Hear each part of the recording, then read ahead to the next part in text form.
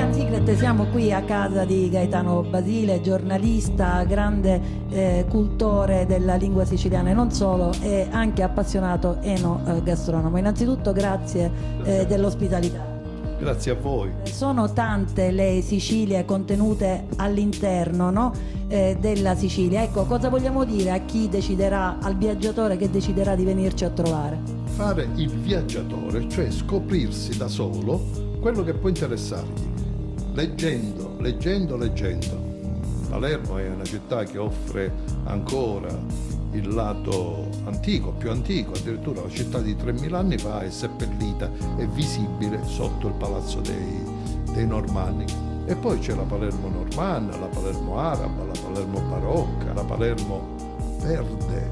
Non dimentichiamo che Palermo è una città ricchissima di verde. Gaetano, dicevo, appassionato enogastronomo, perché il cibo è anche cultura, no? È il lato più resistente di una cultura. Claude Lévi-Strauss diceva che si perdono più facilmente i codici linguistici che quelli alimentari e citava gli italiani emigrati che hanno perduto la lingua e il dialetto, però continuano a nutrirsi di spaghetti e pizze. Ecco, quindi questa è l'enogastronomia. E poi vogliamo dirlo, il cosiddetto cibo da strada che in questo momento insomma è molto di moda, è qui a Palermo in Sicilia che diciamo è nato. Il cibo di strada è la parte più nobile della nostra gastronomia, la parte più antica, quella che ha i 4/4 di nobiltà. Nasce nel Thermopolion delle città greche di Sicilia, dove si vendevano delle cose calde, quarume, si vendevano delle extidiola, erano gli intestini, le stigliole. Si vendevano pure fritture di pesce, si vendevano polpettine pensate, di molluschi. Tutti pensano che siano delle cose che vengono dal Giappone, no, vengono da questo tipo di cultura. E poi pure delle verdure bollite, diciamo che era un posto dove si poteva mangiare o portare a casa, quindi lì nacque il fast food e il take away. Si parla tanto di cucina d'eccellenza, la cucina siciliana per qualità e quantità è cucina di eccellenza, ma secondo te da esperto qual è la cosa che fa la differenza, la qualità della materia prima o la fantasia degli chef?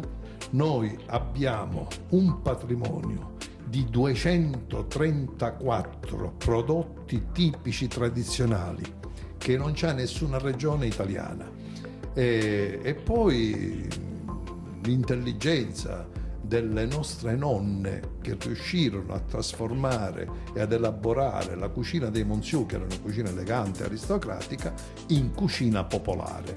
Diciamo che io le chiamo la zapeppina del vicolo, è quella che trasformò i beccafichi del barone in sarde a beccafico, che trasformò il lenguado, cioè nel linguaggio dei nobili spagnoli era la sogliola, in sarde a linguata. Quindi questa era la grande intelligenza. E così nacque, assieme alla cucina aristocratica dei Monziù, nacque la cucina popolare o di reinvenzione spiritosa, come si chiama tecnicamente. Questa è una casa bellissima che racchiude veramente tante testimonianze, no? Della cultura siciliana. Vogliamo raccontare qualcosa di quello che c'è in questa casa? Andiamo a vederla. E allora qui c'è una splendida vetrinetta che racchiude una collezione ad esempio di spille da cravatta. Queste sono spille da cravatta che vengono in parte dalla Sicilia, in parte da Napoli, ma anche del mondo intero. Per esempio ce n'è una che c'è scritto Viva Pio IX e ricorda quando cacciarono via Pio IX da Roma. Queste sono con piccoli, la perla scaramazza, piccole testine di donna che sono in lava. Questo è sempre un pettine, una pettenessa in tartaruga con il corallo. Questa è un'altra pettenessa in tartaruga con la cosa d'argento sopra. Per la sua esperienza di grande viaggiatore, lei è di ritorno proprio ora dal Qatar. Ecco, qual è l'idea che fuori si ha della Sicilia? Sono duri a morire gli stereotipi che ci portiamo d'appresso oppure la situazione insomma è cambiata? Nel Qatar diciamo che siamo una specie di piccolo paese quasi selvaggio, e poi siamo un posto dove si possono trovare delle cose carine. Per esempio nei musei del Qatar ho trovato dei bellissimi forzieri in avorio che sono palermitani dell'anno 1000, ho trovato addirittura una bella moneta una bella moneta d'oro che circolava in Sicilia al tempo degli arabi in Sicilia, e addirittura l'olifante. Questa è una cosa che mi ha colpito profondamente, che una zanna d'avorio tutta lavorata, che era il corno di caccia di Federico Imperatore. Considerando le bellezze paesaggistiche, architettoniche, anche la simpatia, no, che abbiamo come popolo, perché questo turismo non riesce a decollare in Sicilia?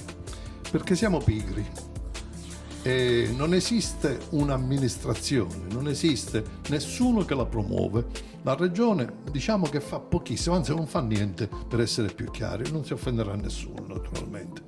Per promuovere il turismo bisogna andare all'estero, bisogna parlarne, bisogna far vedere, bisogna far capire alla gente cosa può offrire questa città. È lingua siciliana da considerare proprio lingua e non dialetto. Certamente è una lingua romanza regolarmente riconosciuta dalla Comunità Europea, e come tutte le lingue ha i suoi dialetti, che in genere hanno nomi scientifici molto complicati, ma diciamo che in genere corrispondono ad ogni provincia.